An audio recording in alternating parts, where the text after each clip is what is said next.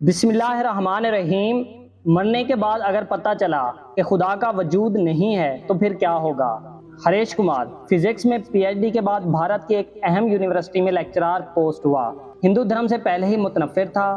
1986 میں لندن میں دوران تلے اسٹیفن ہاکنز کے لیکچرز اور کتب سے ایسا متعارف ہوا کہ خدا کا ہی منکر ہو گیا، اور ایسا منکر کہ بڑے بڑے مسلم، عیسائی اور یہودی علماء سے بھرپور مباحثہ کرتا۔ ہریش کمار کا خود کا بیان ہے کہ یہاں تک کہ ڈاکٹر ذاکر نائک بھی مجھے قائل نہ کر سکے۔ 2005 کی چھٹی کے دن ایک صبح مسلم سبزی فروش نے بیل کی۔ ہم گزشتہ 20 سال سے سبزی اس سے خرید رہے تھے۔ اس دن میں نے اسے چائے کی آفر کی تو اس نے قبول کر لی۔ حسب معمول خدا یا اللہ کے وجود پر اس سے بحث شروع کر دی۔ 30 منٹ کی گفتگو سے معلوم ہوا وہ سیدھا سادہ مسلمان ہے جو 5 وقت نماز پڑھتا ہے۔ ہاں، وہ سودے میں بہت ہی صاف گو اور ایماندار تھا، مناسب دام میں بیچتا تھا۔ آخر چلتے ہوئے اس نے ایک ایسی بات کی جس نے میری زندگی ہی بدل دی۔ وہ کیا تھی؟ ڈاکٹر جی، تم نے خود بولا کہ تقریباً 6000 سے 10,000 سال سے انسانی تاریخ میں پیغمبروں کی کہانیاں چل رہی ہیں، اور سب کے سب ایک اللہ اور جنت دوزخ کی بات کرتے ہیں، اور سائنس مرنے کے بعد کے حالات کا جواب ہی نہیں دے سکتی۔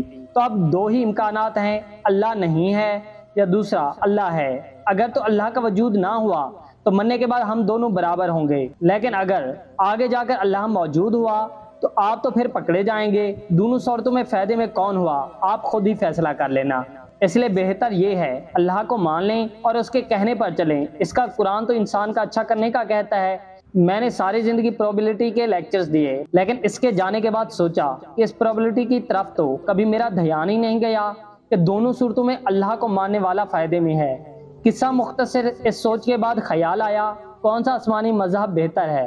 مذہب کا علم تو مجھے پہلے ہی کافی تھا۔ ڈاکٹر ذاکر نائک کے ایک لیکچر میں 1400 سال سے پورا قرآن مجید کا حرف بحرف ایک ہونے کا سنا، تو انگلینڈ میں کرسچن مشنری ادارے سے اس کی حقیقت دریافت کی تو سب نے اس بات کی تصدیق کی۔ الحمدللہ آج مجھے اور میرے سارے گھر کو مسلمان ہوئے 15 سال ہو گئے۔ میں اسلامی تعلیمات کے لیے کیرالہ شفٹ ہو گیا۔ میری 3 بیٹیاں حافظ قرآن ہیں اور اللہ کریم نے میری زندگی ہی بدل دی۔ لیکن اس سبزی والے عبدالاحد سے دوبارہ ملاقات نہ ہو سکی، لیکن میں نے قبول اسلام کے بعد اپنا نام بھی عبدالاحد رکھا۔ وہ کون تھا؟ یقیناً انسان تھا، مگر فرشتہ صرف انسان۔